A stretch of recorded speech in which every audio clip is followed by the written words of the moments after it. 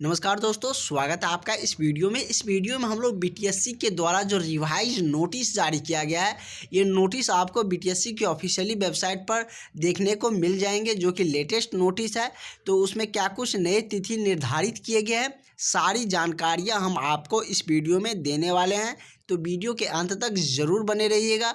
जो भी candidate BTSC के किसी भी वैकेंसी के इंतज़ार कर रहे हैं, उनके लिए ये बहुत सारे जो बीटीएससी की तरफ से नए अपडेट आ रहे हैं, वो आप सब के लिए ज़रूरी है। चाहे बीटीएससी एएनएम की बात कर ले, आयुष डॉक्टर की बात कर ले, चाहे और भी जो रिजल्ट आने वाले हैं, तो सारे हम लोग अपडेट जानेंगे। और बीटीएससी एएनएम 10,709 वाले आप लोग ध्यान दीजिए। आप लोगों के लिए ये सारे जो रूल बनाए जा रहे हैं, ये सारे जो बीटीएससी के द्वारा जो नए नियम लागू किए जा रहे हैं, जो नए नए चीज़ें आ रही है, वो आप सब के लिए तभी वैलिड है जब आप एग्ज़ाम निकाल पाइएगा।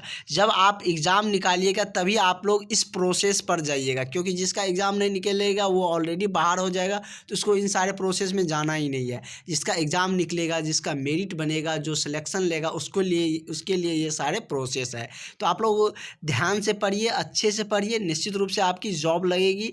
और आप लोग जहाँ से भी पढ़ रहे हैं अच्छे से पढ़िए। और पीडीएफ लेना चाहते हैं, जो कि आपको बहुत सारे जो इम्पोर्टेंट क्वेश्चन है उसका कलेक्शन है, तो आप लोग इस व्हाट्सअप नंबर पर कांटेक्ट करें, आपको पीडीएफ प्रोवाइड कर दिए जाएंगे, जिससे कि आपके एग्ज़ाम निश्चित रूप से निकल सके। तो चलिए हम लोग वो उस नोटिस की तरफ भी बढ़ते हैं। जिसको लेना होगा वो कांटेक्ट करें, व्हाट्सएप पे आप लोगों को प्रोवाइड कर दिए जाएंगे। तो उस नोटिस की तरफ हम लोग बढ़ते हैं। क्या कुछ नई सूचना है वो हम लोग जान लेते हैं। देख सकते हैं इसमें दे दिया गया कि संशोधित आवश्यक सूचना, इससे पहले सूचना जारी किया गया है, लेकिन ये संशोधित आवश्यक सूचना है। और बीटीएससी 10,709 एएनएम वाले ये मत सोचिएगा कि ये मेरे लिए नहीं है तो हमको इससे क्या मतलब है। तो ये जो नियम बनाए जा रहा है, जो प्रोसीजर फॉलो किए जा रहा है बीटीएससी के द्वारा इस वैकेंसी में, तो वही सारे प्रोसीजर आप में भी रहने वाले हैं।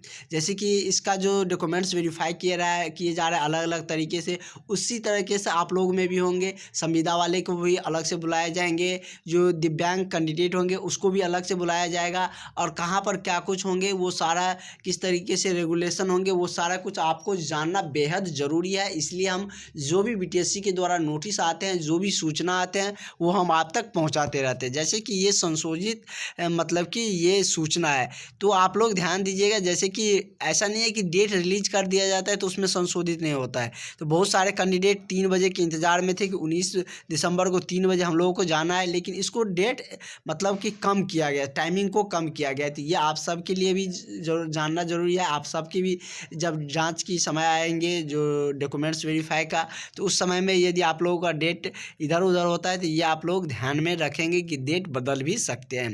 तो जैसे कि इसमें पहले दिया गया था कि 19 दिसंबर को दिव्यांगत जो आयुष चिकित्सा पदाधिकारी की जो बहालियाँ आई थी, उसका जो जाँच हो रही है, वो 3 बजे रखा गया था। IGIMS शेखपुरा पटना में निर्धारित किया गया था, लेकिन उस संबंध में नई सूचना है। जैसे कि आप देख सकते हैं, उक्त के संबंध में संबंधित दिव्यांगत अभ्यर्थियों को सूचित किया जाता है कि उक्त कार्यक्रम में अल्प संशोधन, मतलब थोड़ा सा संशोधन किया गया करते हुए दिव्यांगत जांच दिनांक 19 दिसंबर, डेट वही रखा गया है, को दोपहर 12 बजे, मतलब पहले 3 बजे टाइमिंग था, लेकिन अब 12 बजे ही IGIMS में आपको पहुंचना है, जो कि सेंट्रल ऑडिटोरियम जो है उसमें निर्धारित किया गया है।